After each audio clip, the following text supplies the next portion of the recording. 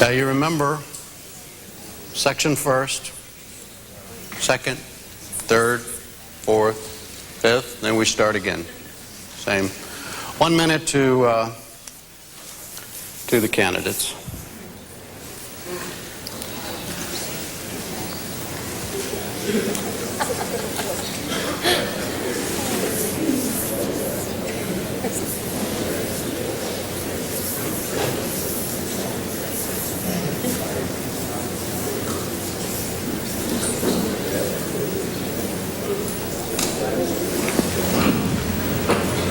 Seconds.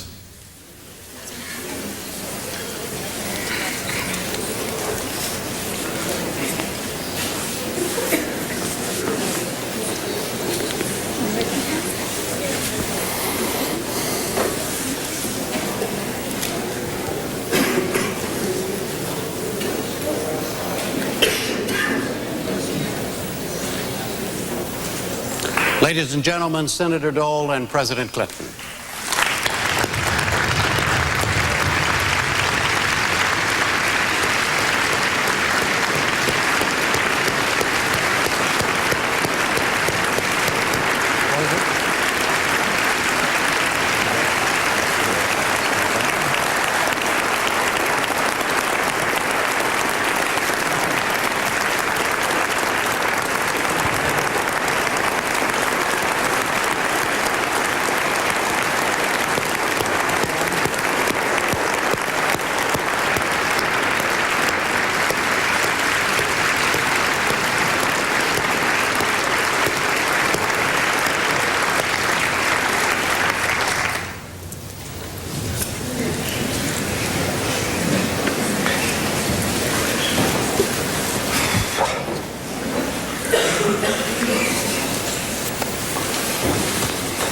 Now remember, the first cue I'm going to give is to 6 o'clock straight up, and that is for silence.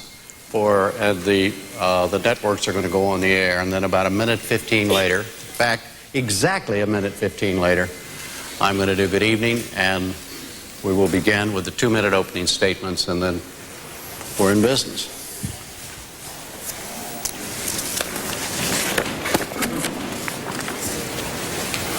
This is what they call the awkward time. Yeah, but we'll be ready to go in just a couple of minutes.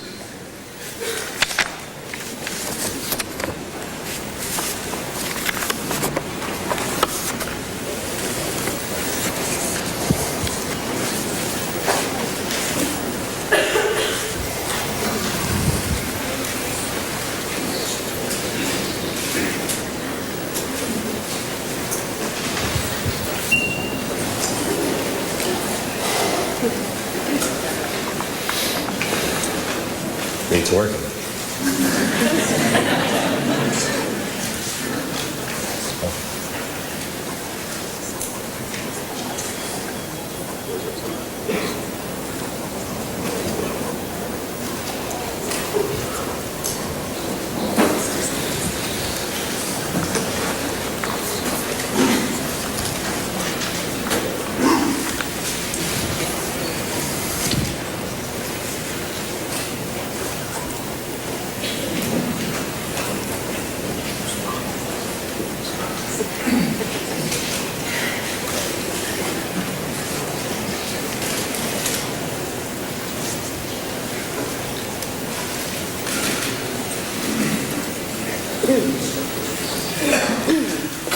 "30 seconds to silence.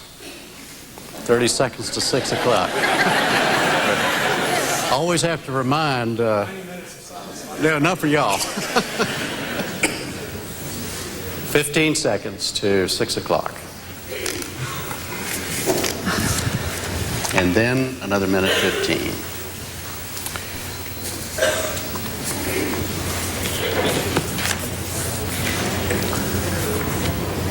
Okay. It's 6 o'clock. Let there be silence.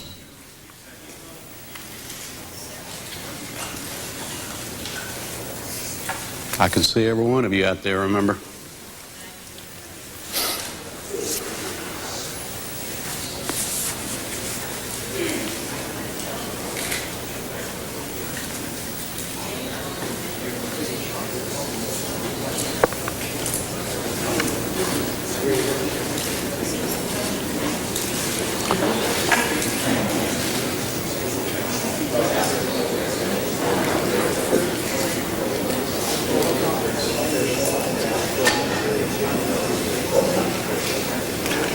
45 seconds or so to reel. You know, there's real time, there's television time. Now we're in real time. 30 seconds now.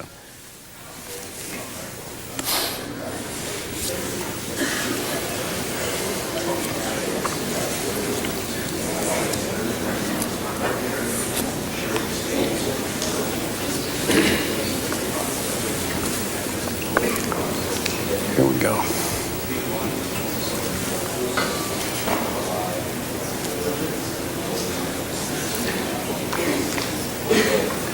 Good evening from the Shiley Theater at the University of San Diego, California.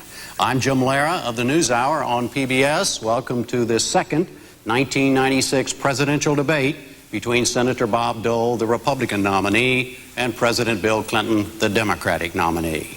It is sponsored by the Commission on Presidential Debates. We will follow a town hall type format tonight. The questions over the next 90 minutes will come from 113 citizens of the greater San Diego area. They were chosen in the past week by the Gallup organization to represent a rough cross-section of voters as to political views, age, gender, and other factors. Each said he or she is undecided about this presidential race. They were told to come tonight with questions. Nobody from the debate commission or the two campaigns has any idea what those questions are. Neither do I. We will all be hearing them for the first time at the same time. I met with this group 3 hours ago, and we spoke only about how it was going to work tonight. They are sitting in 5 sections. I will call on individuals at random, moving from one section to another with each new question, alternating the questions between the two candidates. My job is to keep things fair and the subjects as clear and as varied as possible. The rules drawn by the campaigns are basically the same as they were for the Hartford and St. Petersburg debates: 90-second answers, 60-second rebuttals, 30-second responses for each question. The candidates are not allowed to question each other directly. There will be 2-minute opening and closing statements. The order for this evening was set by coin toss. We begin now with Senator Dole and his opening statement. Senator Dole. Thank you very much, Jim. Let me first give you a sports update. The Braves won, the Cardinals nothing, early on. I want to thank you, and I want to thank everybody here tonight. I want a special thanks to my wife, Elizabeth, my daughter, Robin, for their love and support, and thank the people who are listening or watching all over America. In 20 days, you will help decide who will lead this country into the next century. It's an awesome responsibility. And you must ask yourself, do you know enough about the candidates? You should know as much as possible about each of us. Sometimes the views have been distorted, been millions and millions of dollars in negative advertising spent distorting my views, but I hope tonight you'll get a better feel of who Bob Dole is and what he's all about. And I think first I should understand that the question on your mind is, do I understand your problem? Would I understand it if it occurred to me? And I might just say that I'm from a large family. I got lots of relatives, and they're good, average, middle-class, hard-working Americans. They live all across the country. They're not all Republicans. Maybe all but one. But in any event, I understand the problems. Whether it's two parents working because one has to pay the taxes and one has to provide for the family, whether it's a single parent who just barely pays the pressing bills, or whether you're worried about an education for your children, going to the best schools, or whether you're worried about safe playgrounds, drug-free schools, crime-free schools. This is what this election's all about. And hopefully tonight, when we conclude this debate, you will have a better understanding, and the viewing and listening audience will have a better understanding. Thank you. Mr. President, 2 minutes, opening statement. I was going to applaud too. Well, thank you, Jim, and thanks to the people of San Diego for giving us this opportunity to have another discussion about the decision we all face in front of people who will make the decision. Again, I will say I'll do my best to make this a discussion of ideas and issues, not insults. What really matters is what happens to your future and what happens to our country as we stand on the brink of a new century, a time of extraordinary possibility. I have a simple philosophy that I've tried to follow for the last 4 years. Do what creates opportunity for all, what reinforces responsibility from all of us, and what will help us build a community where everybody's got a role to play and a place at the table. Compared to 4 years ago, we're clearly better off. We've got 10.5 million more jobs. The deficit's been reduced by 60%. Incomes are rising for the first time in a decade. The crime rates, the welfare rolls are falling. We're putting 100,000 more police on the street. 60,000 felons, fugitives, and stalkers have been denied handguns. But that progress is only the beginning. What we really should focus on tonight is what we still have to do to help the American people make the most of this future that's out there. I think what really matters is what we can do to help build strong families. Strong families need a strong economy. To me, that means we have to go on and balance this budget while we protect Medicare and Medicaid and education and the environment. We should give a tax cut targeted to child rearing and education, to buying a first home and paying for health care. We ought to help protect our kids from drugs and guns and gangs and tobacco. We ought to help move 1 million people from welfare to work. And we ought to create the finest education system in the world, where every 18-year-old can go on to college and all of our younger children have great educational opportunities. If we do those things, we can build that bridge to the 21st century. That's what I hope we get to talk about tonight. Thank you. All right, let's go now to the first question from this section, and it's for Senator Dole. Yes, ma'am. Yes. Hello, Senator Dole. My name Hi. is Shannon McAfee. I'm a beginning educator in this country, and I really think it's important what children have to say. They're still very idealistic, and everything they say comes from the heart. I have a quote for you from If I Were President, compiled by Peggy Gavin. A 6th grader says, if I were president, I would think about Abraham Lincoln and George Washington and what they did to make our country great. We should unite the white and black people and people of all cultures. Democrats and Republicans should unite also. We should all come together and think of the best ways to solve the economic problems of our country. I believe that when we are able to come together and stop fighting amongst ourselves, we will get along a lot better. These are the ideals and morals that we are trying to teach our children in these days. Yet we don't seem to be practicing them in our government in anything. If you are president, how will you begin to practice what we are preaching to our children? The future of our nation. Well, I would say, first of all, I think it's a very good question. I appreciate the quote from the young man. There's no doubt about it that many American people have lost their faith in government. They see scandals almost on a daily basis. They see ethical problems in the White House today.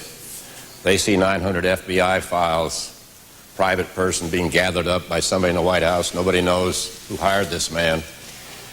So there's a great deal of cynicism out there. But I've always tried, in whatever I've done, is to bring people together.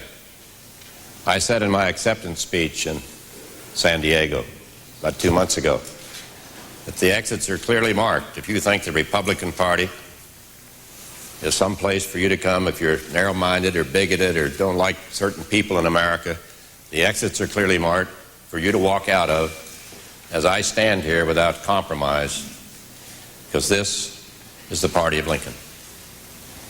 I think we have a real obligation.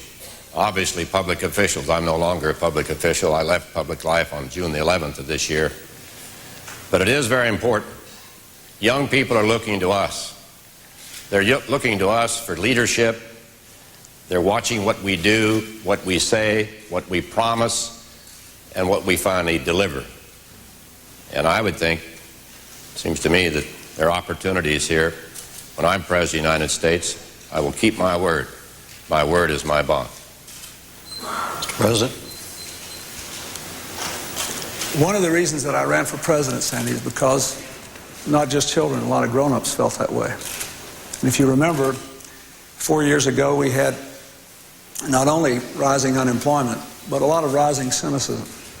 I'd never worked in Washington as an elected official. It seemed to me that most of the arguments were partisan, Republican, Democrat, left, right, liberal, conservative. That's why I said tonight I'm for opportunity, responsibility, and community. And we've gotten some real progress in the last 4 years. I've also done everything I could at every moment of division in this country, after Oklahoma City, when these churches were burned, to bring people together and remind people that we are stronger because of our diversity. We have to respect one another. You mentioned Washington and Lincoln. They were presidents at historic times. This is an historic time. It's important that we go beyond those old partisan arguments and focus on people and their future. When we do that, instead of shutting the government down over a partisan fight on the budget, we're a better country, and that's why we're making progress now. Senator? Well, bringing people together again is obviously a responsibility we all have. I know you do it. Everybody here does it. You do a lot of things nobody knows about. I have a little foundation for the disabled called the Dole Foundation. We've raised about $10 million. We don't talk about it. We try to help people with disabilities, bring them back into the mainstream of public life. So it seems to me that there's also a public trust. When you're the President of the United States, you have a public trust. And you have to keep that public trust, as George Washington, as Abraham Lincoln did. And I think now that trust is being violated. And it seems to me we ought to face up to it. And the President ought to say tonight that he's not going to pardon anybody that he was involved in business with who might implicate him later on. All right, the next question from this section right here. Right there in the middle, sir. Yes, sir. Dr. Robert Berkeley, I'm a cardiologist from Fallbrook, California. Mr. President, I'd like to know if you'd please explain your plans for, in a substantive fashion, for addressing the problems with the healthcare system in our country. I will. First of all, let me say what we have done. In the last 4 years, we've worked hard to promote more competition to bring down the rate of inflation in healthcare costs without eroding healthcare quality. The government pays for Medicare and Medicaid, as you know, and that's very important. Secondly, we've added 1 million more children to the ranks of the insured through the Medicaid program. We have protected 25 million people through the passage of the Kennedy-Kassebaum bill that says you can't use your health insurance if you change jobs or if someone in your family's been sick. We just recently ended those drive-by deliveries, saying people couldn't be kicked out of the hospital by insurance companies when they just had babies. So that's a good start. In the next 4 years, I want to focus on the following things. Number one, add another 1 million children to the insured ranks through the Medicaid program. Number two, keep working with the states as we are now to add 2.2 million more people to the insured system. Number three, cover people who are between jobs for up to 6 months. That could protect 3 million families, 700,000 kids. And number four, make sure we protect the integrity of the Medicare program and the Medicaid program and not do anything in cutting costs, which would cause hundreds of hospitals to close, as could have been the case if the $270 billion Medicare cut that I vetoed had been enacted into law. Well, first let me say, there you go again, Mr. President, talking about a Medicare cut. Now, I've heard you say this time after time. I've heard you say on one TV appearance, the media made me do it. You're trying to defend your cut, which was not a cut either, reduction in the growth of spending. And we always had at least 7%. You've said publicly that it's now 3 times the rate of inflation. We ought to cut the growth to twice the rate of inflation. It's about where we are now. So let's stop talking about cutting Medicare. And my economic plan will increase it 39%. Don't forget what he tried to do with health care. 17 new taxes, spend $1.5 trillion, 50 new bureaucracies. Can you believe that? You couldn't even been a cardiologist because he had quotas. Yet you couldn't, you're a cardiologist, it wouldn't affect you. But if somebody wanted to be a cardiologist, 10 years from now, you'd have to be certain you complied with some of the rules in this extreme medical plan the government is going to take over for all Americans. There are things we can do like the Kassebaum bill, which contains many provisions which I authored, cover pre-existing portability, and there are other things we can do. We still need to cover about 20 million people and a lot of children. I don't have time in 30 seconds to respond to fix all that, but let me just say The American Hospital Association said that the budget I vetoed could have closed 700 hospitals, not me. And on a per-person basis, it did cut way below the rate of inflation in medical costs. But the important thing is, what are we going to do now? We need to help people who are between jobs. We need to cover more kids. We need to provide more preventive care. My balanced budget covers mammograms for women on Medicare, and also gives respite care to the million-plus families who have someone with Alzheimer's. These things are paid for in the balanced budget plan. It'll move us forward. Next question is for Senator Dole from here. Yes, sir. Senator Dole. My name is Jason Milligan, active duty military and a small business owner. And my question is, what is your position on closing the gap between military and civilian pay scales? Jason, I appreciate that very much, being a former military man myself. You know, we have 17,000 men and women today wearing our uniform that receive food stamps. That shouldn't happen in America. We have men and women wearing our uniform in substandard housing. It shouldn't happen in America. And it's time we take a look at the pay scales.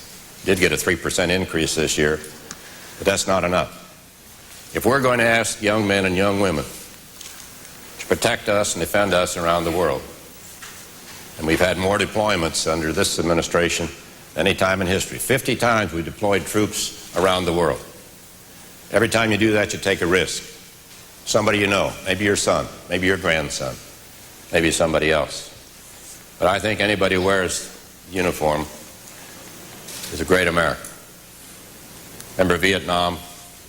Remember when people almost used to walk across the street rather than have contact with somebody who was in Vietnam? That's all behind us now, and it should be behind us. And the forgotten war, the Korean War. But I guess I can just answer you very plainly, Jason. Thank you for doing what you're doing. America owes you a debt of gratitude. May I ask you a question? What service are you in? I'm in the United States Navy, sir. And what kind of small business do you have? I have an Amway business. Good for you. Well, let me say, if Senator Dole mentioned this, I just signed a bill that we got through Congress to increase the amount of pay increase we could give for military personnel, and to make sure the pay increase this year was above the rate of inflation. I also had presented to the Congress, and they adopted a large package of quality of life improvements, which are very important. I spent a lot of time talking to military families as well as military members all over the world and in bases all across the United States.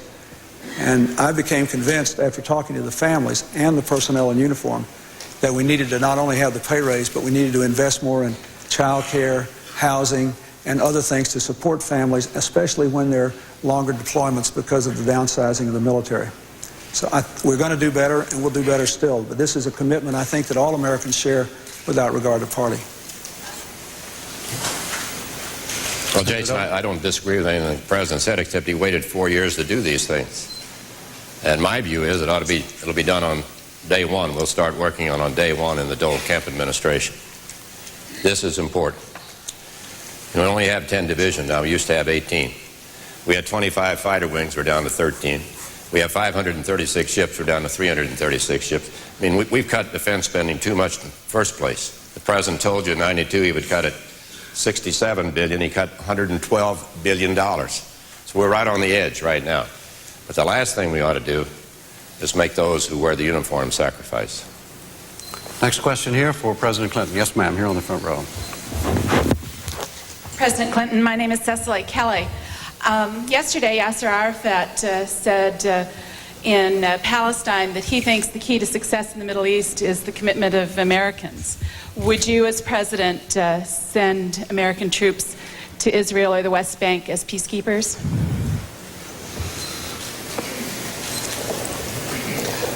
Let me just take 2 seconds of my time, because I'm the Commander-in-Chief, to respond to one thing that was said.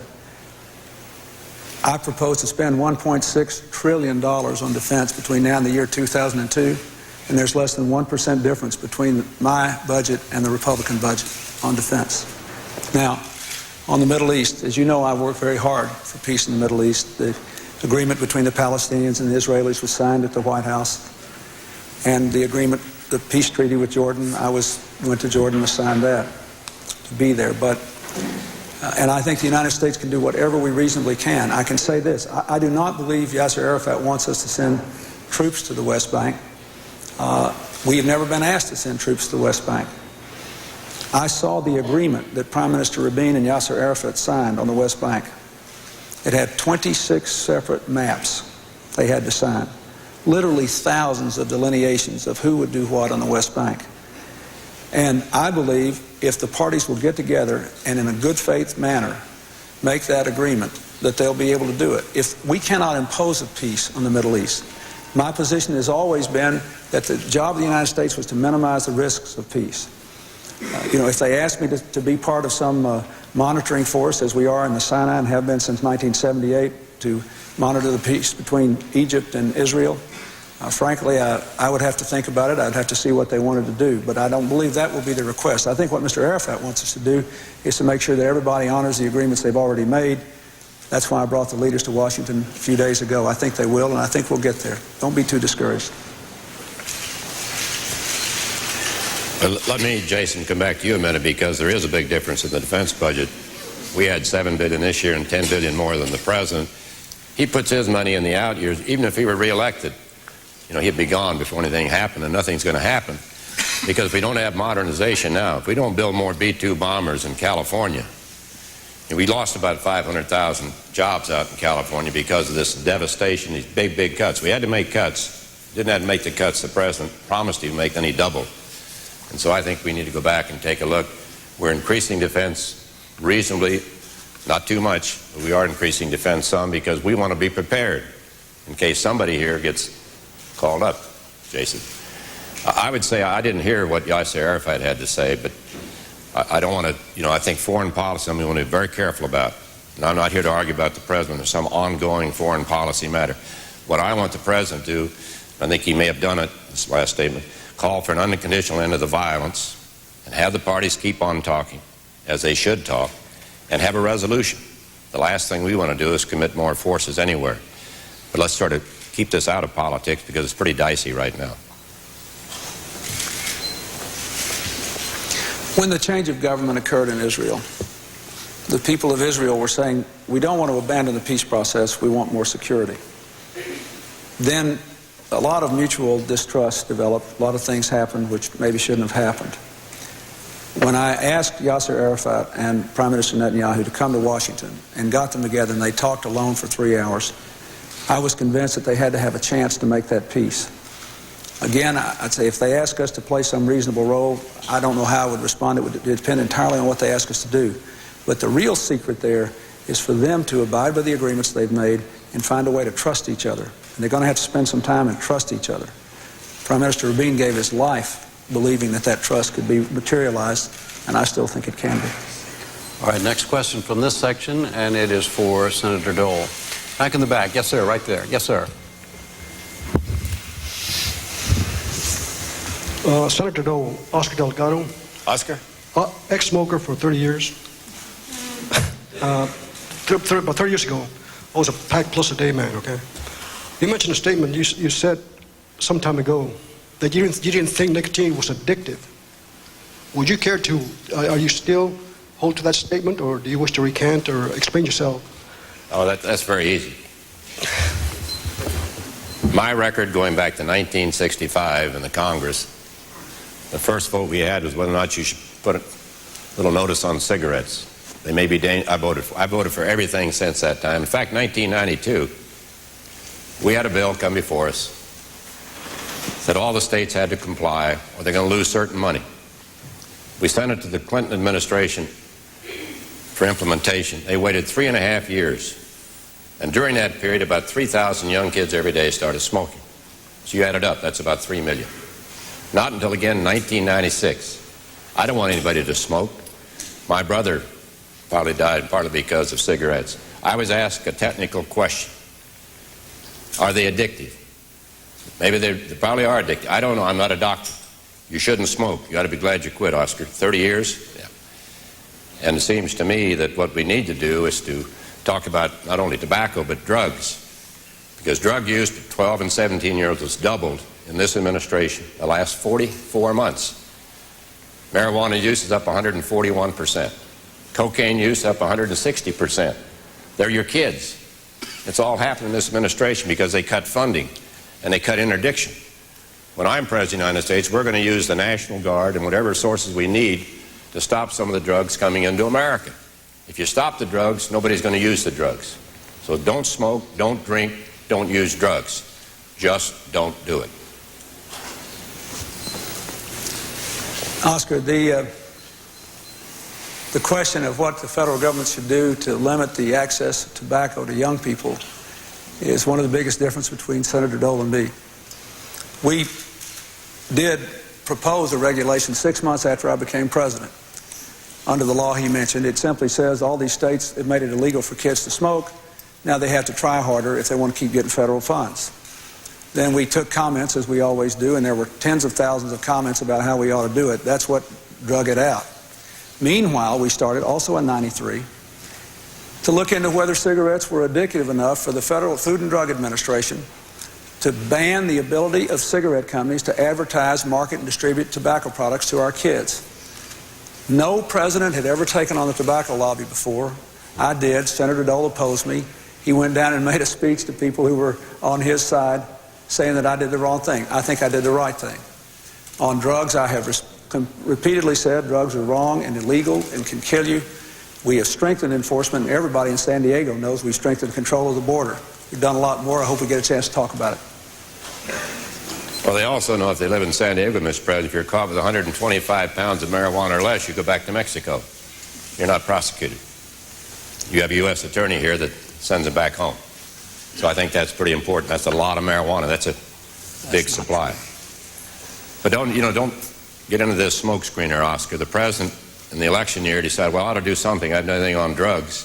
I've been AWOL for 44 months. So let's take on smoking. But see, they haven't even done it. They haven't said what's going to happen, whether they're going to have it declared addictive. It's going to apply just to, once it's a drug, does it apply only to teenagers or to everybody in America? Nobody should smoke, young or old, but particularly young people should not smoke. And my record is there. It's been there. I voted 10 times since 1965. Next question is for President Clinton, and it comes right here. Yes, sir. President Clinton, my name is Jack Fleck. I'm a retired Air Force pilot. Sir, it's officially forecast that our annual Medicare and Social Security deficits are measured in the trillions of dollars next century. Depending on who you listen to, Social Security will be bankrupt in either 2025 or 2030. I feel this is grossly unfair, especially to our younger generations who are losing faith in the system. My question is this. Assuming you agree that our entitlement programs are on an unsustainable course, what specific reforms do you propose? First of all, they're two different things. Social Security and Medicare are entirely different in terms of the financial stability. So let's talk about them separately. Social Security is stable until, as you pointed out, at least the third decade of the next century. But we'd like to have a Social Security fund that has about 70 years of life instead of about 30 years of life. What we have to do is simply to make some adjustments to take account of the fact that the baby boomers, people like me, are bigger in number than the people that went just before us and the people that come just after us. And I think what we'll finally do is what we did in 1983 when Senator Dole served, and this is something I think he did a good job on when he served on the Social Security Commission, and they made some modest changes in Social Security to make sure that it would be alive and well into the 21st century. And we will do that. It's obvious that there are certain things that have to be done, and there are 50 or 60 different options, and a bipartisan commission to take it out of politics will make recommendations and build support for the people. Medicare is different. Medicare needs help now. I have proposed a budget which would put 10 years on the life of the Medicare Trust Fund. That's more than it's had a lot of the time for the last 20 years. It would save a lot of money through more managed care, but giving more options, more preventive care, and lowering the inflation rate and the prices we're paying providers without having the kind of big premium increases and out-of-pocket costs that the budget I vetoed would provide. Then that will give us 10 years to do with Medicare what we're going to do with Social Security. Have a bipartisan group look at what we have to do to save it when the baby boomers retire. But now we ought to pass this budget now and put 10 years on it right away so no one has to worry about it. Well, again, if you're somebody thinking about the future, I think it's fair to say that we'll work it out. I mean, this is a political year and the president's playing politics with Medicare, after this year is over, we'll resolve it just as we did with Social Security in 1983. It was a nonpartisan commission. Ronald Reagan got together with Tip O'Neill and Howard Baker, 2 Republicans and 1 Democrat. They appointed a commission. I was on that commission. We rescued Social Security. We suggested, I think it's been over a year ago now, we do the same with Medicare, and the White House called it a gimmick. Now, last week, I guess it was, Donald Shalala said, well, we'll cut Medicare $100 billion and we'll appoint a commission. It'll probably have to be done by a commission. Take it out of politics. I think if I were a senior citizen, I'd be a little fed up with all these ads scaring seniors, scaring veterans, and scaring students about education. But when you don't have any ideas, you don't have any agenda, and all you have is fear, that's all you can use. We have ideas in the Dole Camp campaign, and we'll rescue Medicare as we did Social Security. Their idea was to have the poorest seniors in the country pay $270 more a year this year. Their idea was to budget that the American Hospital Association said could close 700 hospitals. Their idea was to charge everybody more out-of-pocket costs in their budget that I vetoed, not in an election year, sir. I told them in early '95. Senator Dole said 30 years ago he was one of 12 people that voted against Medicare, and he was proud of it. A year ago, he said, I was right then. I knew it wouldn't work. American seniors have the highest life expectancy in the world. We need to reform it, not wreck it. Next question from here, and it's for Senator Dole. Yes, ma'am, right here. Yes. Senator Dole, my name is Suzanne Gonzalez, and I would like to know what would be your first step in reforming welfare? Well, we've taken the first step. Took it 3 steps. Twice we sent welfare reform to the President, and he vetoed it. On the 3rd time we sent welfare reform to the President, he signed it, but announced he would change it next year, and the Vice President said they were going to do something else through the line item veto, which I've never understood, but that's sort of inside baseball. What we need to do is make certain we try to return people to work. And I'm standing here as someone who a long time ago, as a county attorney in Russell, Kansas, one of our jobs every month was to go through all the welfare checks and sign them. And 3 of those checks were my grandparents. So I know what it's like to have to look welfare head on. Obviously, some people are going to need help. This is the United States of America. You're not going to go without food, and you're not going to go without medical care. This is America. But at the same time, if you want to get off Medicare, get back in the mainstream, we're going to provide jobs. We're going to say you have a five-year limit. You can be on welfare. You've got 2 years to look for a job. We provided more money for daycare. And the bill that passed the Senate was vetoed, and it came back, and the President signed pretty much the same bill. But this is an important issue. I don't think we ought to be giving welfare payments to illegal immigrants. And it puts a heavy burden on a state like, except for emergencies, puts a heavy burden on states like California. It costs California taxpayers $3 billion a year. President Clinton? We'll get out of your way here. It's illegal right now and has been for years for illegal immigrants to get welfare benefits. Let me say that this is one of the most important issues in the world to me. I started working on welfare reform in 1980 because I was sick of seeing people trapped in a system that was increasingly physically isolating them and making their kids more vulnerable to get in trouble. So I've been working on it when I was a governor for a long time. When I became president, I used the authority I had in this law to get out from under certain federal rules to help states move people to work. We've reduced the welfare rolls by 2 million already.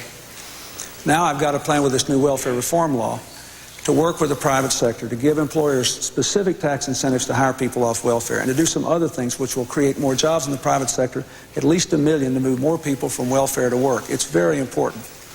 And I hope we get a chance to talk about this more. There's not a more important issue.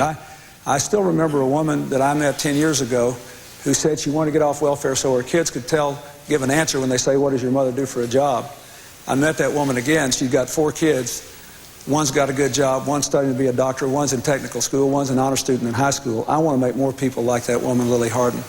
So I've got a plan to do it, and it's just beginning. Well, another thing we can do, we talk about growth. We've got a great economic package, which I hope we'll discuss later. Across-the-board tax cut, child credits, $500 per child under 18, reduce the capital gains rate, create more jobs and opportunities for people on and off welfare. We have other provisions, less litigation. The trial lawyers, big supporters of the president. The trial lawyers, of course, they like lawsuits, so every time they have a bill that they want vetoed, the president vetoes it for them. We've got to understand in America that we've got to have growth, create more jobs and more opportunities in the private sector. The president takes credit for all these people off welfare. The governors did that. Federal government doesn't do that. And the government doesn't create jobs. They're created in the private sector. This section, question? Yes, ma'am, on the back row. This is for the president. Mr. President, my name is Pamela Johnson, and I'm a landlord. My question is, does your party have any future plans to reduce the capital gains tax, especially for retired Americans? First of all, we have a big plan to reduce the capital gains tax when people sell their homes. Part of my tax package, which is paid for in my balanced budget plan, would exempt up to $500,000 in gains from people when they sell their homes, which I think is the biggest capital gains benefit we could give to most ordinary Americans.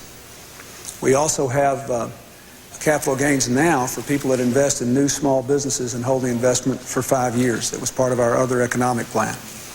And these are things I think that will go a long way toward helping America build a stronger economy and a better tax system.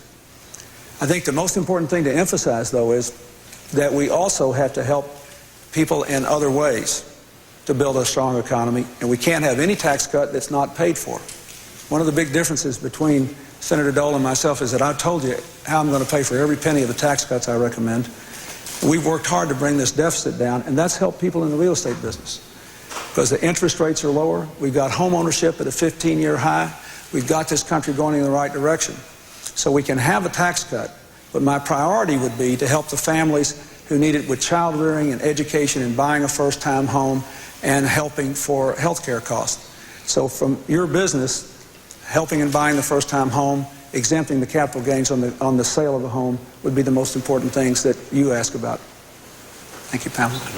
Well, Pamela, what the president didn't tell you is all his tax cuts expire at the year 2000, but all these increases go on forever. That's the liberal approach. You know, give you a little tax cut, give you a couple of years, but then make the tax increases go on forever. So the net tax increase in his plan's somewhere between $60 and $80 billion. We have in the Dole Kemp economic plan, unless your home's worth over $500,000, and if it is, I appreciate it, congratulate you. But in any event, no tax. And it's a good idea they saw, and they picked it up and put it in theirs, but it's only temporary. Ours is permanent. Ours is a good plan. Create jobs and opportunities. Capital gains rate, cut it in half. Cut it from 28% to 14%. There's $7 trillion in assets locked up in America. If we cut the capital gains rate, I'm told every day, I had a letter from a former constituent in Kansas saying, I want to sell property in California, put it in my business in Kansas. I can't because the capital gains rate's too high. We need to get the economy going. That'll help Social Security. That'll create more jobs. That'll help people who want to get off welfare. It's the American way. Before Senator Dole left the Senate, he and Mr. Gingrich also were recommending that we pass these tax cuts only insofar as we could pay for them. And we all assume that the tax cuts will be permanent, but we have to prove we can pay for them. After he left the Senate, we abandoned that. That's why most experts say that this tax scheme will blow a huge hole in the deficit, raise interest rates, and weaken the economy, and that will take away all the benefits of the tax cut with a weaker economy. That's why we have to balance the budget, and I'll tell you how I'm going to pay for anything I promise you, line by line. You should expect that from both of us. All right, the next question is for Senator Dole. Yes, ma'am, right there. My name is Melissa Landine. I'm a third-year student at UC San Diego, and I just want to say that it's a great honor representing the voices of America. My question is concerning you, Mr. Dole. All the controversy regarding your age, how do you feel you can respond to the young voices of America today and tomorrow? Well, I think age is very, wisdom comes from age, experience, and intelligence. And if you have some of each, and I have some age, and some experience, some intelligence, that adds up to wisdom. I think it also is a strength. It's an advantage. I have a lot of young people work in my office, work in my campaign. This is about America.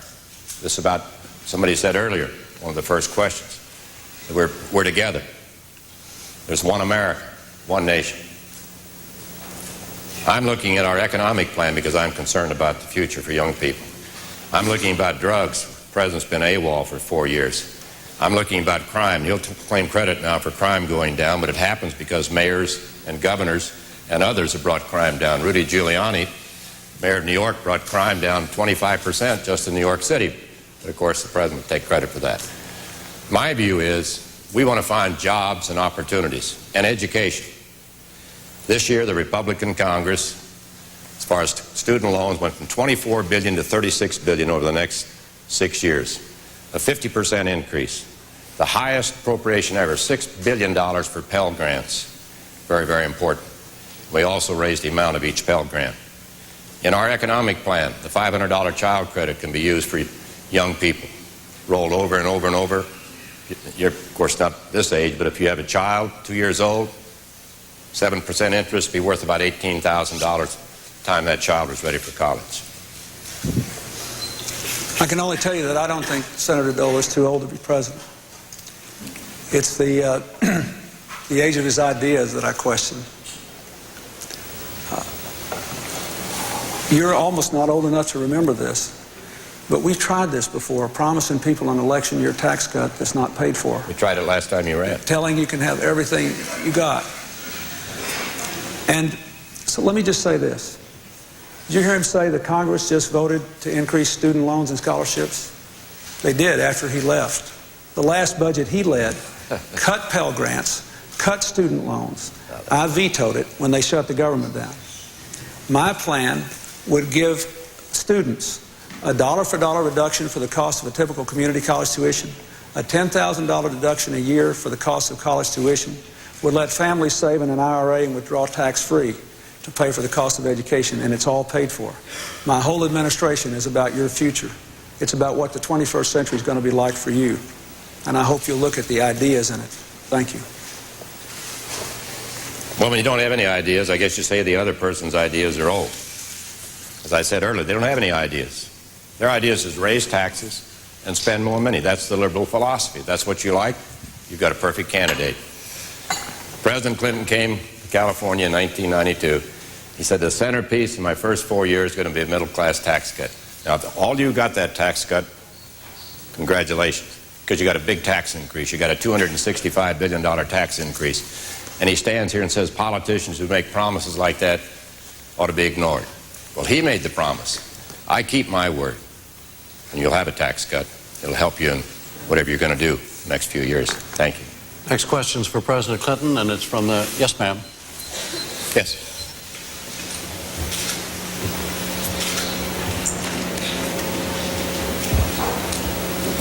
Hello. My name is Tressie Sanders, and my question is, do you feel that America has grown enough and has educated itself enough to totally cut out affirmative action? No, ma'am, I don't.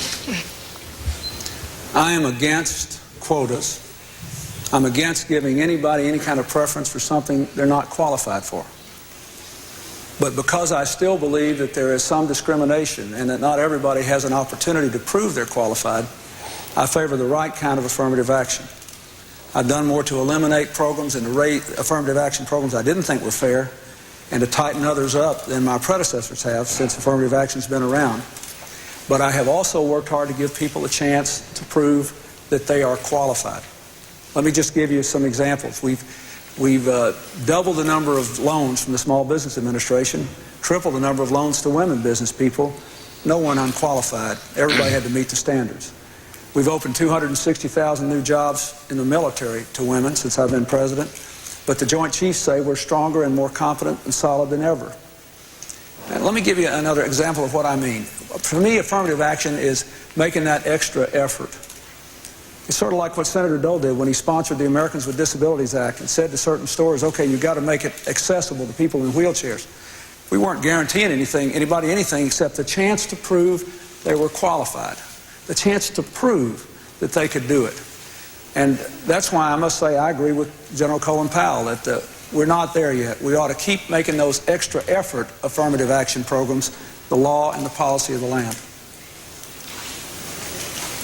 Senator Dole? Well, we may not be there yet, but we're not going to get there by giving preferences and quotas. I supported that route for some time. And again, I think it gets back to experience, a little experience, a little age, a little intelligence. And I noted that nobody was really benefiting except a very small group at the top. The average person wasn't benefiting. People who had the money were benefiting. People who got all the jobs were benefiting. It seems to me that we ought to support the California Civil Rights Initiative. It ought to be not based on gender or ethnicity or color or disability. I'm disabled. I shouldn't have a preference. I would like to have one in this race, come to think of it. But I don't get one. Maybe we can work that out. I get a 10-point spot. So, this is America. No discrimination. Discrimination ought to be punished, but there ought to be equal opportunity. We ought to reach out and make certain everybody has a chance to participate. Equal opportunity, but we cannot guarantee equal results in America. That's not how America became the greatest country on the face of the earth. I have never supported quotas. I've always been against them. I don't favor equal results. But I do favor making sure everybody has a chance to prove they're competent. The reason I have opposed that initiative is because I'm afraid it will end those extra effort programs. Again, I say, think of the Americans with Disabilities Act. Make an effort to put a ramp up there so someone in a wheelchair can get up. You don't guarantee that they get the job. You guarantee they have a chance to prove they're competent. And as I said, this is not a partisan thing with me. General Powell, Colin Powell, said the same thing. He fears that the initiative would take away the extra effort programs. No preferences to unqualified people, no quotas, but don't give up on making an extra effort till you're sure everybody has a chance to prove they're qualified. All right, the next question is for Senator Dole, and it comes from this section right here. The back row there in the blue shirt. Yes, sir. My name's Tim David. I'm a mechanical engineer. Senator Dole, how do you reduce taxes and balance the budget? Oh, I'm glad you asked. What's your first name? I am too. Tim? I first want to say the President didn't quite give you all the stuff on quotas because the Justice Department entered what we call the Piscataway case up in New Jersey. It's pretty clear that was a quota case. And just because one teacher was white and one teacher was black and they had the same qualifications, they decided who would stay there. It shouldn't be that way. Now, the President can say, well, he wants to amend it, not end it. There are 168 federal programs that allow quotas. He ended one. Now, this economic package, Tim, I'm glad you asked because you look like the type who might be able to benefit from a 15% across-the-board tax cut, from $500 per child tax credit for, state tax relief, which you're not interested in right now, but capital gains rate reduction. If you're taking care of an elderly parent, you get a $1,000 deduction. We think that's very important because a lot of people take care of their parents. How do we pay for it? We're going to have a constitutional amendment to balance the budget, which the President opposed and defeated. He twisted arms, got 6 Democrats to vote with him. We lost by 1 vote. We're going to balance the budget by the year 2002. The President wants to spend 20% more over the next 6 years. I want to spend 14% more and give that 6% back to the people. Remember, it's your money. It's not his money, and it's not my money. It's your money. And you shouldn't have to apologize for wanting to keep all you can of it, but he ought to apologize for wanting to take more and more. He wants to give you sort of a government tax cut that really doesn't mean anything.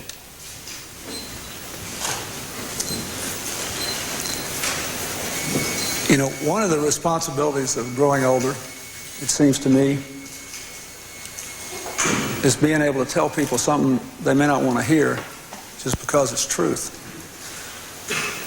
When they had a $250 billion tax scheme, that is half the size of this one's $550. They passed a budget that had $270 billion in Medicare cuts, the first education cuts in history, cut environmental enforcement by 25%, took away the guarantee of quality standards in nursing homes, took away the guarantee of health care to folks with disabilities. Don't take my word for this. The Economist magazine polled lots of economists. 7 Nobel Prize winners have said if this tax scheme passes, it will require huge cuts, 40% in the environment, in law enforcement, in education. It will require bigger cuts in Medicare than I vetoed last time. My targeted tax cut gives tax cuts for education, child rearing, buying a first-time home, paying for health care costs, and it's paid for. And I told you how I'll pay for it. He won't tell you because he can't. Your targeted tax cut, Mr. President, never hits anybody. That's the problem with it. Nobody ever gets it. But I must say I'm a little offended by this word scheme. You talked about, last time you talked about a risky scheme, and then Vice President Gore repeated it about 10 times in St. Petersburg. If I have anything in politics, it's my word. My colleagues, Democrats and Republicans, will tell you that Bob Dole kept his word. I'm going to keep my word to you. I'm going to keep my word to the American people. We're going to cut taxes and balance the budget. We're not going to touch Medicare. It's going to grow 39%, and Social Security is going to grow 34%. Now, the president doesn't have any ideas, so he's out trashing ours. This isn't going to blow a hole in the deficit. He promised you a tax cut in 1992. And if you got one, sir, you ought to vote for him. Next question's for the president. Yes, sir, right there. Right, sure. My name is Dwayne Burns. I'm a martial arts instructor and a father. Mr. President, could you outline any plans you have to expand the Family Leave Act? Thank you. Well, first let me say that I signed the Family Leave Act. It was my very first bill. And I'm very proud of it because it symbolizes what I think we ought to be doing. I don't take credit for all the good things that have happened in America, but I take credit for what I've tried to do to work with others to make good things happen.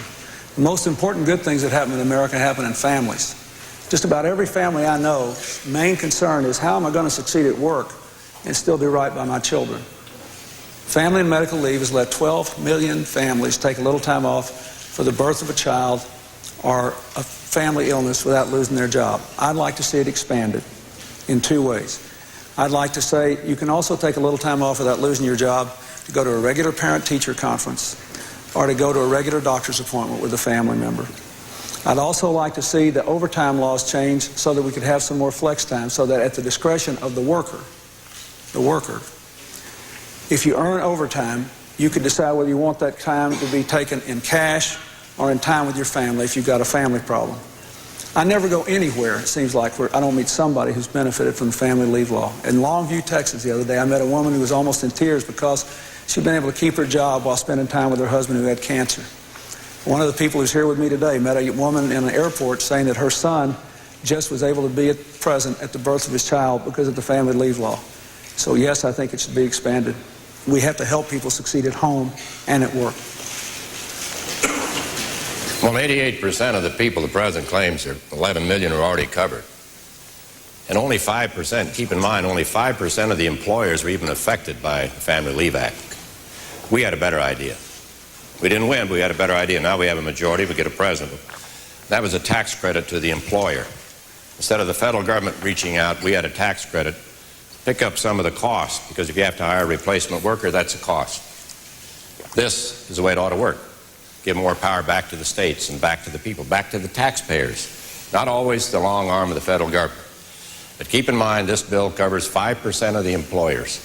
95% of the employers and all those employees they employ are not covered in this act. And according to Investors Daily, which I read just a couple of days ago, 88% of the people he claims credit for were already covered in collective bargaining agreements or other agreements. We had family leave in our office. I'm certain. I see my friend Senator Mitchell. He had family leave. I work every day with people. I spend a lot of time in hospitals. I know what it's like to be in a hospital. Sure, we want family leave, but there's a better way to do it. I only have 30 seconds. I can't fix the statistics. It covers the majority of the workforce. Employers of under 50 are exempted. The bill originally covered employers at 25 and more, but because of opposition, we went up to 50. Senator Dole led the opposition to it. He filibustered it. He said it was a mistake. He said it would hurt the economy. We've had record numbers of new small businesses and 10.5 million jobs. It didn't hurt the economy. He still believes it's a mistake. I believe it was right. You can decide which of us you think are right. It's up to you. Next question for Senator Dole. Let's say, yes, ma'am. Hi, my name's Bridget Giannotti, and I'm a wife and mother of 2 sons from Carlsbad. And my question for you, Senator Dole, is, as the wife of a San Diego business owner, I see one of our biggest problems in the U.S. does not manufacture enough of our own products. How would you help this problem out? Well, right, we've lost 357,000 manufacturing jobs. And the Bureau of Labor Statistics said today that they made a mistake. It's probably going to be a much, much higher figure. So we're talking about all these new jobs. We better wait and see what the results are. We're going to do that with a more aggressive trade policy. We're going to do that with an economic package. We're going to do that with regulatory reform. You know, regulations cost the average family right here, Democrat or Republican, about $7,000 a year. $7,000, it's like a tax. Put a lot of people out of business. I met a lady in Colorado Springs about 7 weeks ago now. She had a small business with 63 employees. She finally gave it up. Why? Because of paperwork and regulation. Congress passed a Paperwork Reduction Act. The President exempts the IRS, which creates 3/4 the paperwork. We're going to have regulatory, we're going to have litigation reform. You know, I fell off a platform out in California, Chico, a while back. Before I hit the ground, my cell phone rang. And this trial lawyer says, I think we got a case here. You know, we got to stop some of these frivolous lawsuits. They're putting people out of business, men and women. Get the economy going, cut the capital gains rate, create more jobs and opportunities for everybody in America. That's what we will do. And my word is good. I keep my promises. I don't break my promises at the election. And I don't make new promises on an election year. We're going to get it done. We're going to grow some of these jobs in America, because we need to get it. They're going the wrong way. Let's look at the facts. We lost a lot of manufacturing jobs in the 12 years before I became president. We've gained manufacturing jobs since I've been president. We've negotiated over 200 separate trade agreements. Let's just take California. In California, we made $37 billion worth of telecommunications equipment eligible for exports for the first time. We're selling everything from telephones to CDs to rice in Japan. We're selling American automobiles in Japan now. I visited a Chrysler dealership in Japan. We're #1 in automobile manufacturing, production, and sales around the world again for the first time since the 1970s. Why? Because we've had tough, aggressive trade policies, and because we got interest rates down and we had a good, stable economic policy, because we reduced the deficit 4 years in a row for the first time in the 20th century that a president's done that in all 4 years. And that's why I don't want to see us blow a big hole in the deficit with a tax program we can't pay for. So your interest rates will go up and you'll have to pay back in higher interest rates what you allegedly will get in a tax cut. So I say keep working on expanding the markets. More than half of these 10.5 million new jobs are in higher wage areas, and we'll have more manufacturing and more sales at home and around the world. Well, you may think the biggest employer in America is General Motors, but I got news for you. It's Manpower Services, hiring people temporarily who've lost their jobs. They go to work for 30 days or 60 days. That's a good economy? I don't think so. They're setting new records this year. We have the worst economy in a century. We have the slowest growth, about 2.5%. The president inherited a growth of over 5%. We don't have the S&L crisis anymore. Republicans have cut $53 billion in spending. That's why the budget can look good. It didn't look too good the first 2 years when we had a Democratic president and a Democratic Congress. Next question is for President Clinton. Yes, sir. I'm Bob Goldfarb. I'm a travel agent. And can you please explain your policy on the Employment Non-Discrimination Act that would have prohibited discrimination, would have prohibited people from being fired from their jobs simply for being gay or lesbian? I'm for it. That's my policy. I'm for it. I believe that any law-abiding, tax-paying citizen who shows up in the morning and doesn't break the law and doesn't interfere with his or her neighbors ought to have the ability to work in our country and shouldn't be subject to unfair discrimination. So I'm for it. Now, I have a little time left, so let me just say that I get attacked so many times on these questions, it's hard to answer all those things. In February, Senator Dole just said we had the worst economy in a century. In February, he said we had the best economy in 30 years.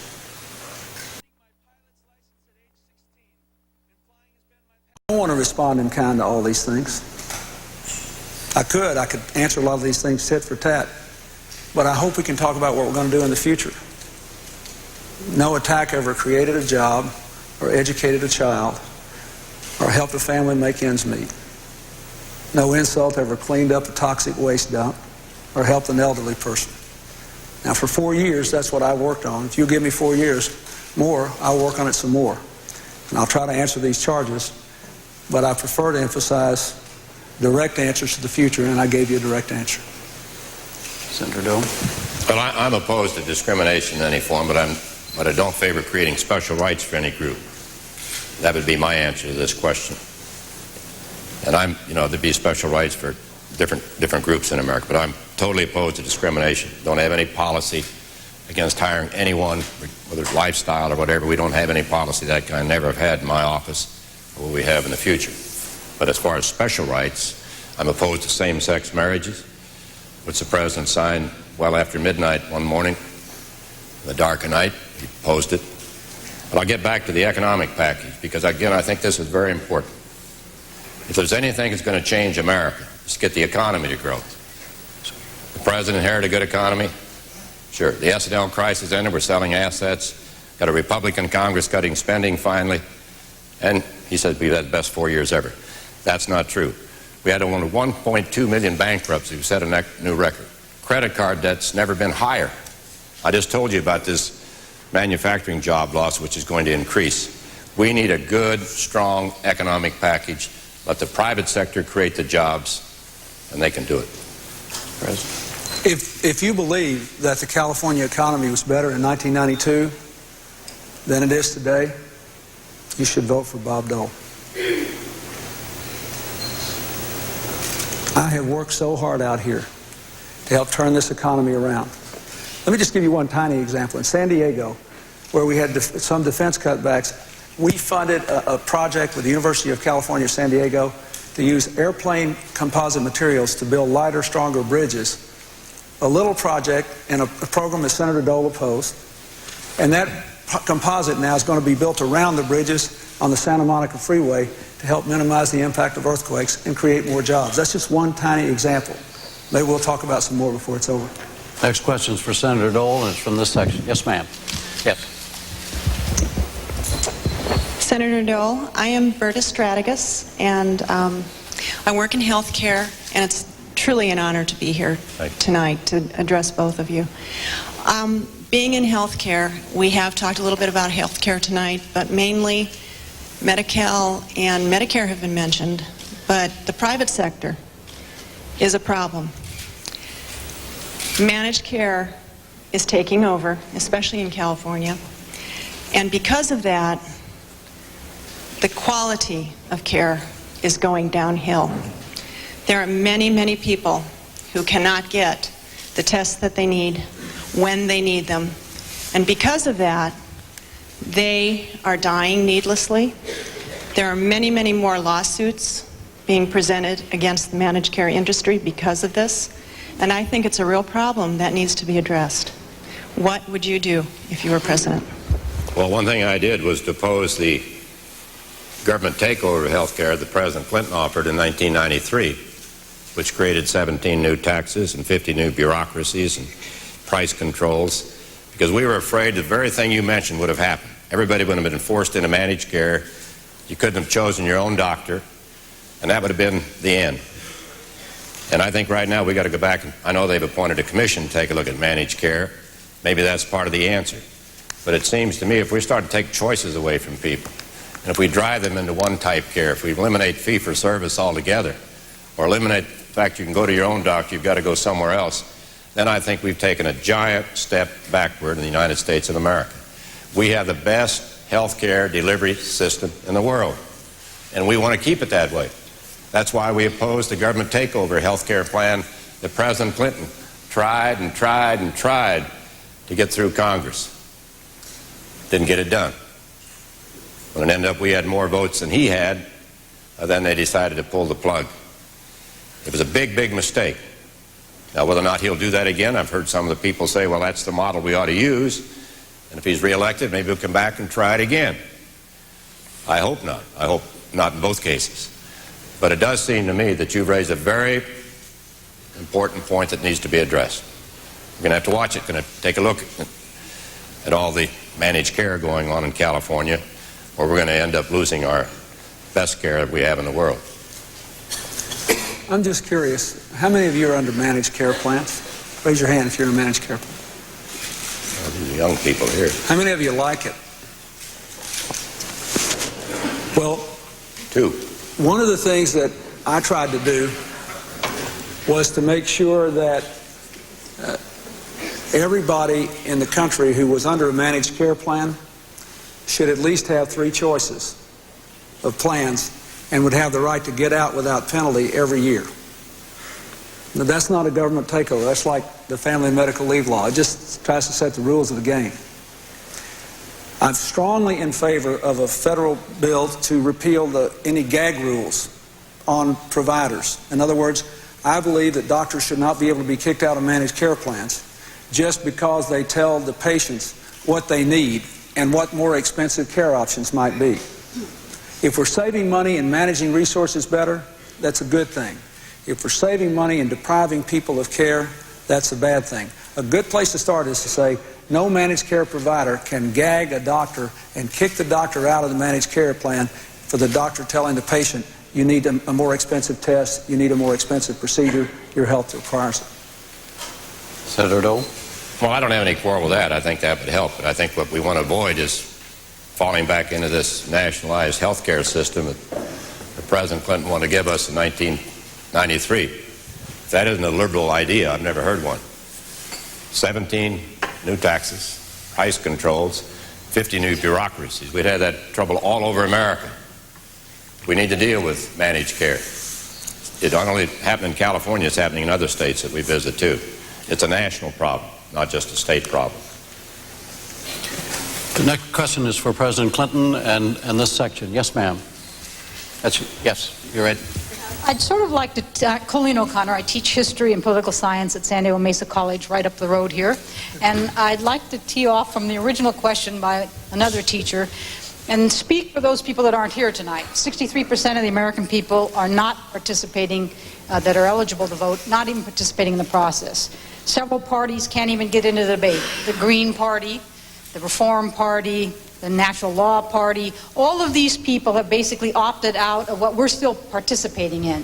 And if we in fact are going to bring the country back together and be all faces around the table, the new American family, what do you see as something the President can do to begin that process to bring them back in? First of all, I think it's important to make voting more accessible.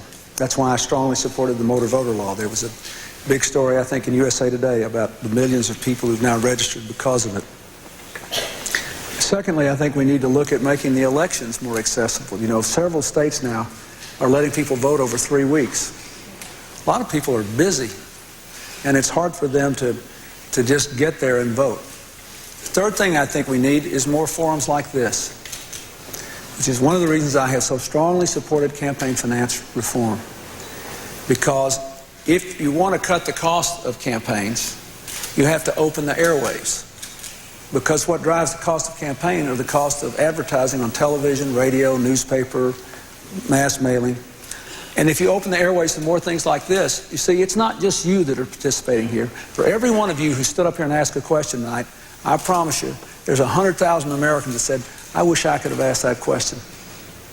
So I think we have to change the nature of politics. The last thing I think we should do is something I've been trying to do since I've been president, is every time I do something in a public way, I try to have a real American citizen there who is directly affected by it, so that people can see the connection of what happens way across the country in Washington with more police on the street in San Diego, clean up the sewage here in San Diego, doubling the border guards here in Southern California, that there is a connection between what we do way back there and what we do here. Those are my best ideas about it. Well, I don't know of any perfect solution. I've been in politics for some time, and I worry about the people who don't vote. And I wonder if it's our fault, the candidate's fault. People say, I don't care. One vote doesn't make a difference. I give you hundreds of cases. You can probably give me 200 cases where one vote made a difference. I know it made a lot of difference many times in the Congress. Campaign finance might help contributions coming in from Indonesia or other foreign countries, rich people in those countries, and then being sent back after the LA Times discovers it, $250,000. But maybe there ought to be more debates. I'd be willing to have another debate this year. We're going to invite all the candidates and talk about the economy. if we don't get the economy to grow, if we don't cut taxes and give people child credits and cut the capital gains rate and get this economy growing, we're going to limp into the next century. If we grow the economy, it's going to help Social Security, it's going to help jobs, it's going to help everything. Let me make one other suggestion. Because you're a teacher, you can have an impact on that. One of the things I think that really frustrates people is that so often political campaigns seem to be more about the politicians that are running than the people. Now, there is a connection. And I think what we have to do is convince people there's a big difference. If you vote one way, you will have a Department of Education in the 21st century. If you vote the other way, you won't. If you vote one way, you'll have an expansion of family leave. If you vote the other way, you'll be lucky to save it. But these are important questions, and people have to decide. I think that the American people also need to be a little more responsible and think about whether there's a connection between their lives and what we do in Washington. For Senator Dole in this section. On the back row, yes, ma'am. I'm Iris Seaford, and I'm unemployed. Iris? Iris. Senator Dole, we talked about Social Security for us baby boomers, but shouldn't we be saving and investing for our own retirement as well? Are you planning any incentives to encourage us to take care of ourselves rather than to rely on the government and on Social Security when we retire? Well, we have in our economic pact individual retirement accounts where we think it'll encourage savings. You could also use those accounts for health care or education or a first home. We're doing that precisely, and I think one thing sooner or later we're going to have to consider to take a look at the Social Security system. And because we get a lot of people advocating that, well, we don't want to put our money into Social Security. And you got to be very careful about that because you have to protect the people who are already in the pipeline. But something you might consider. I'm not suggesting it will be done, but at least we ought to look at it. When I was chairman of the Finance Committee, which handles Social Security, we looked at all these options. And one thing we've got to make certain. When I used to go home, my mother would tell me, all I've got is my Social Security. Don't touch it. And we didn't touch it. We preserved it. And I'm an optimist. Your Social Security is going to be there when you retire. We'll fix it. It'll probably happen in the year 2012 or 2015. In 1983, we thought we had a 75-year fix. Didn't work. Much, much less. But at least we fixed it for some time, and 37 to 40 million people get their checks on time. So we need to preserve the system, and we need to make it stronger. But we also need to look at some options, whether or not we... Depends on what the options are. In fact, they've got a commission right now in Congress, a bipartisan commission, looking at all the different options they're going to present to the next Congress. So I think we'll wait and see what they present, take a look at it. Iris, this is one where we have some agreement, I think. Only about half the people in this country have pension plans. And Social Security is not enough for a lot of people to live on, or at least it's not enough for them to maintain anything like their previous lifestyle. So we've got to figure out how we're going to have more people with pension plans. And pension coverage has been declining as more and more people work for small businesses and fewer people work for big businesses. So what is in my plan, and I think it's almost identical to what's in Senator Dole's plan, is we make more people that are now eligible to save in an IRA, and we'd let couples, married couples, save more. And then they could withdraw from it tax-free if they needed to for medical emergencies or to buy a home or for an education, but they could also save to supplement their retirement. In addition to that, we just passed a sweeping small business reform that makes it easier for small business people to take out 401k plans for themselves and their employees, and then much easier for employees to carry it from job to job. My best friend from grade school is a computer software salesman, and he told me the last time he changed employers, it took him 9 months to figure out how to transfer his 401k plan. Now, none of that will happen anymore. And so I hope that over the next 10 years, you'll see a big increase in the percentage of people that have pension plans plus a secure Social Security system. Did you say you're unemployed? See, the first thing we got to do is get you a job. And that's the economic package you get. Create jobs and opportunities. Reduce the capital gains rate. Reduce regulatory reform. Stop some of the senseless litigation. And let people work in America. And I think that's the thrust we will make. Obviously, Social Security is a very important program. It'll be preserved. Democrats or Republicans, it'll be preserved. We want to make certain we protect those in the pipeline, just as we did back in 1983. And we did it on a bipartisan basis. We took it out of politics. People get so tired of politics. We ought to do the same with Medicare. Maybe we make a deal here tonight. All right, the question's for President Clinton. Does anybody have a foreign affairs question in this section? Yes, sir. Good evening. I'm Michael Smith. I'm a electronics technician in the Navy. My question was how you plan to deal with the trade deficit with Japan. Let me tell you what we have done. We have concluded with Japan 21, about to be 22 trade agreements now. And since we did that, in the areas where we concluded trade agreements, our exports to Japan have gone up by 85% in the last 4 years, and our trade deficit with Japan has gone down. Until about 5 months ago, the Japanese economy was in a deep recession. It's coming back now, so they can buy even more American products, and I think it'll go down more. But that's one of the real success stories here of the work we've done. We're selling Japanese rice from California for the first time. I visited a Chrysler dealership in Tokyo. I visited a Jeep plant, the oldest auto plant in America, in Toledo, Ohio, where they're going to export 41,000 right-hand drive Jeeps this year. And they've got 700 new jobs because of it. There is no easy way to do this. When you're dealing with an economy that's traditionally been more closed and one that's traditionally been more open, you just have to gut it out issue by issue by issue. We agreed in principle on an insurance agreement, and we're working on 3 or 4 other areas now. But the way you have to do it is make sure you're competitive. We're the most competitive country in the world now, and then just fight to open those markets and go try to make the sale. And that's what our trade ambassador, our commerce secretary, all the other people in our administration have tried to do. Senator? Well, the bottom line is we've got to stop exporting jobs. We need to keep jobs here. I said there are 357,000 good jobs, manufacturing jobs, which are lost. And I assume some of those, because of our trading partners, we didn't have access to their markets. We ought to insist on access. If we don't have access to their markets the same way they have access to our markets, we ought to say, wait a minute, that's enough. Time out. When you give us access, we'll give you access. And it's very hard to get into the Japanese market, as everybody knows. They want to get into our market. They sell a lot of automobiles here, create a lot of jobs, those who sell exports, and it's very important to the economy, but I think we want to make certain. I supported the President's trade policy, but we've got to be more aggressive. Once you have a policy, then you've got to go out and be aggressive and enforce that policy. There are American jobs that are being lost. This is what Ross Perot complains about. And I'd say to the Reform Party, take a look at the Republican Party. We're the Reform Party, and we're going to make things better. And one of the things we're going to do is stop exporting jobs in America. Let me say again, we've had over 200 separate trade agreements in the last 4 years. By far the largest number in American history, not just the big ones you've read about, but a lot of smaller ones.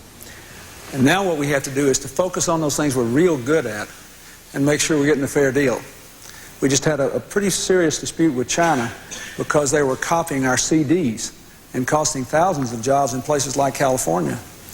So we said, you know, if you want to keep doing business and sell your products over here, you're going to have to quit pirating our CDs. And they agreed to do a number of things and to let us verify that they'd done it.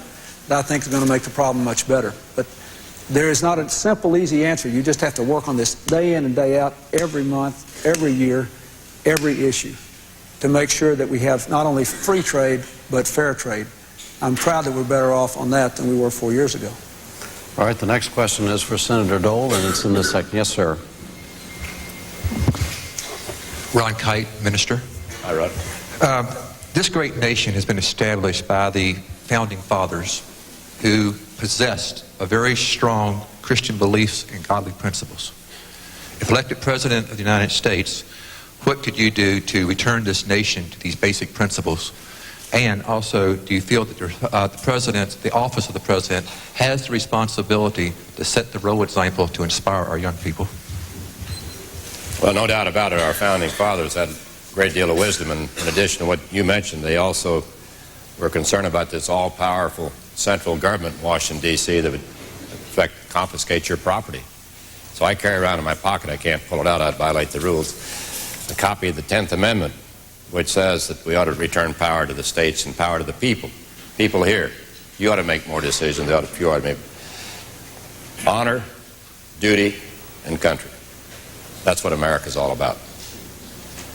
Certainly the President of the United States, in the highest office in the world, the most important office in the world, has a responsibility to young people, as we talked about earlier, to everyone, by example. And when it comes to public ethics, he has a responsibility.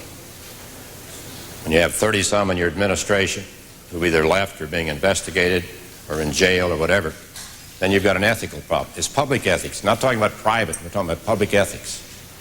When you have 900 files gathered up by some guy who was a bouncer in a bar and hired a security officer to collect files in Watergate, I know a person who went to jail for looking at one file, one FBI file. There are 900 sequestered in the White House. 900 people like you. Why should they be rifling through your files? So the President has a great responsibility. And it's one that I understand and certainly carry out.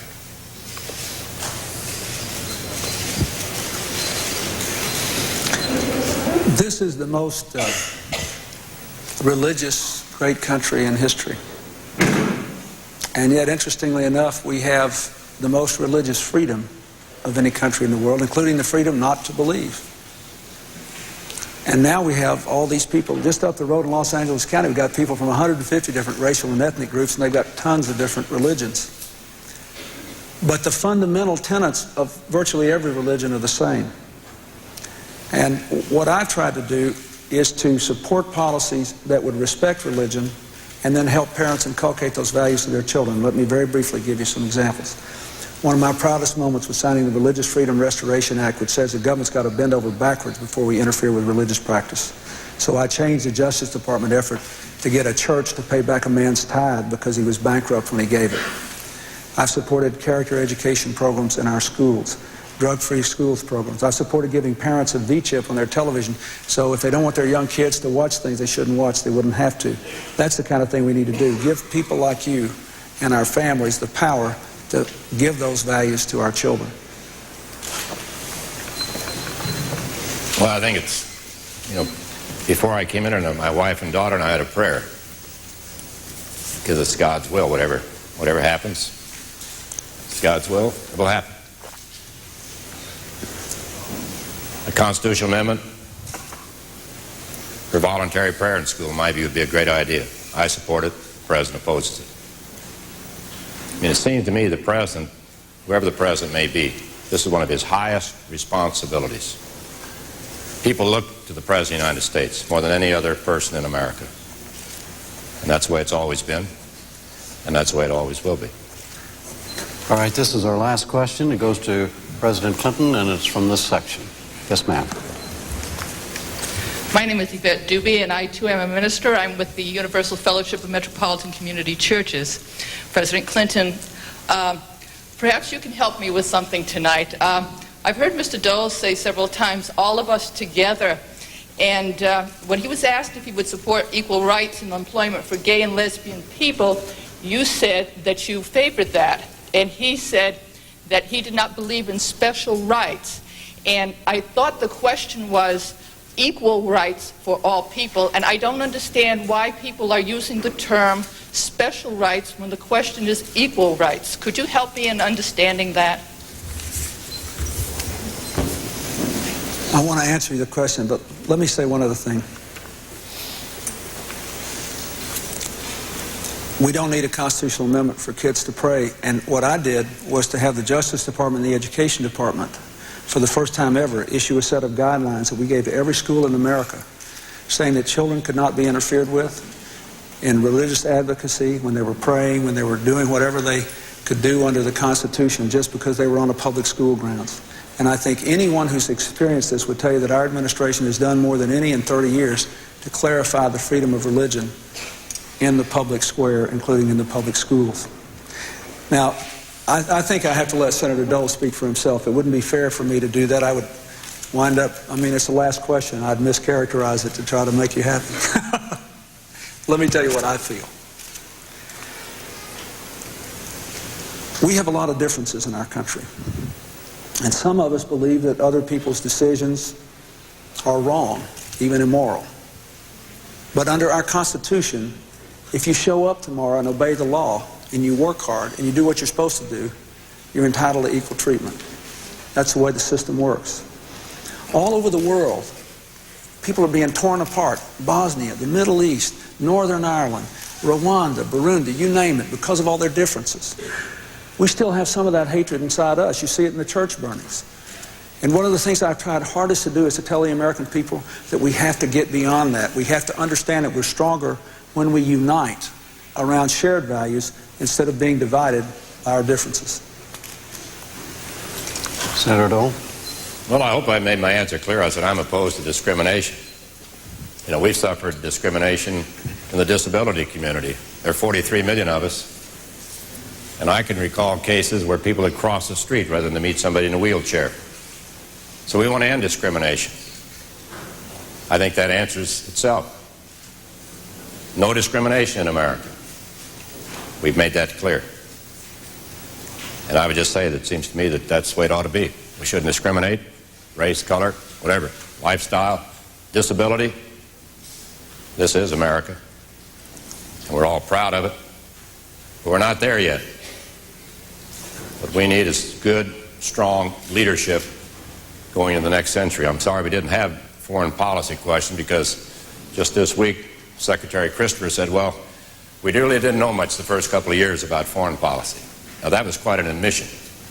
It underscores what I had to say in the Hartford debate, that there is really no foreign policy in this administration. It's sort of ad hoc. Just whatever comes up, we'll deal with it. So unfortunately, we didn't have more questions on that.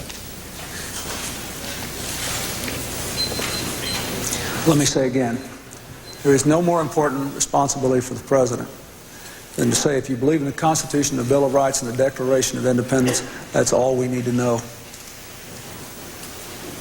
And you can be part of our America and you can walk across that bridge to the 21st century with us. And we are not well served when we attack each other in a kind of an ad hominem way. It doesn't create jobs, it doesn't educate children, it doesn't solve problems. We need to be disagreeing on ideas honestly and talking about the future. The future will be the greatest time in this country's history if we can beat this division that is bedeviling the whole rest of the world. All right, now we go to the closing statements. Senator Dole, your first 2 minutes, sir. Well, let me thank everybody here at the university, and Jim, thank you. All the people who may still be watching or viewing. This is what it's all about. It's not about me. It's not about President Clinton. It's about the process. It's about selecting a president of the United States. So we have our differences. We should have our differences. Mention other parties. They have their differences. We all agreed it'd be a pretty dull place. We should have more debates. Maybe we'll have another debate on the economy. But I would just say this. This is the highest honor that I've ever had in my life, to think that somebody from Russell, Kansas, somebody who grew up living in a basement apartment, somebody whose parents didn't finish high school, somebody who spent about 39 months in hospitals after World War II, somebody who uses a button hook every day to get dressed, somebody who understands that there are real Americans out there with real problems, whether they're soccer moms or the single parents or families working, or seniors or people with disabilities, wherever it may be. But there's some very fundamental differences in this campaign. President Clinton opposes term limits. President Clinton opposes the Constitutional Amendment to balance the budget. President Clinton opposes voluntary prayer amendment. He opposes an amendment to protect the flag of the United States of America. People give their lives. A couple of servicemen here, they sacrifice. They give everything for America. We ought to protect the American flag with a constitutional amendment. But beyond that, we need to address the economy. And I would just say, my time running out here, it's a very proud moment for me. And what I want the voters to do is to make a decision. And I want them to be proud of their vote in the years ahead. Proud that they voted for the right candidate. Proud that they voted, hopefully, for me. And I'll just make you one promise. My word is good. Democrats and Republicans that work said Bob Dole's word is good. I keep my word. I promise you the economy is going to get better. We're going to have a good economic package. And we're going into the next century a better America. Thank you. President. Thank you, Jim, and thank you, ladies and gentlemen, and all the people who are watching. One thing I'd like to say is I agree with what Senator Dole said. It's a remarkable thing in a country like ours that a man who grew up in Russell, Kansas, and one who was born to a widowed mother in Hope, Arkansas, could wind up running for president, could have a chance to serve as president. So the first thing I want to say is thank you for giving me the chance to be president. This election is about two different visions about how we should go into the 21st century. Would we be better off, as I believe, working together to give each other the tools we need to make the most of our God-given potential? Or are we better off saying, you're on your own? Would we be better off building that bridge to the future together so we can all walk across it, or saying, you can get across yourself?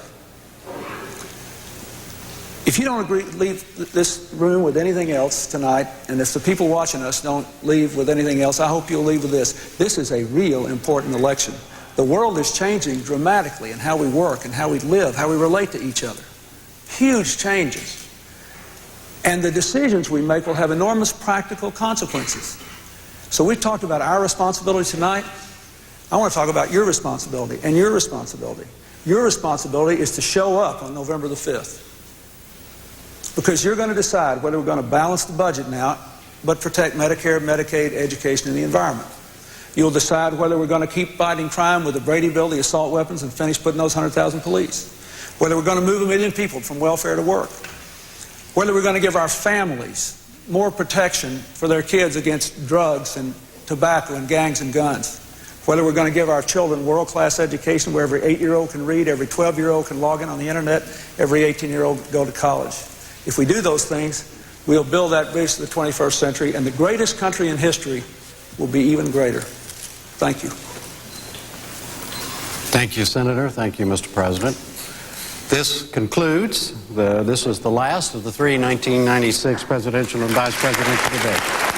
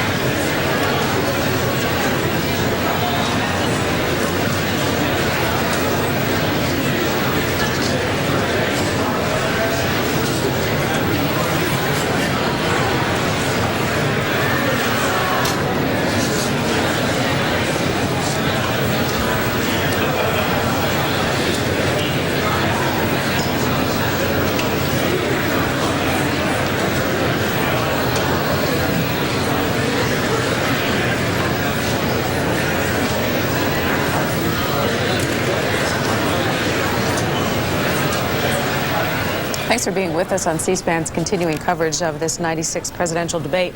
We're going to continue watching the pictures from the room at the Shiley Theater in the University of San Diego. And as we do, tell you about how you can voice your opinion on what you saw tonight. In a few minutes, we'll be opening up our phone lines, and we'd like your reaction to the format, to the content. If you support President Clinton, the number to dial 202-624-1111. Dole supporters should dial 202-624-1115. And if you are supporting a third-party candidate or are undecided, 202-737-6734. We also have a fax line, and the number to send in your comments by fax, 202-393-0640 is the fax line. And there's another way you can participate as well. That's on the internet. Our address is www.cspan.org, and we have a comments line set up there. And as our reaction program continues, we'll look at the comments coming in on the internet as well.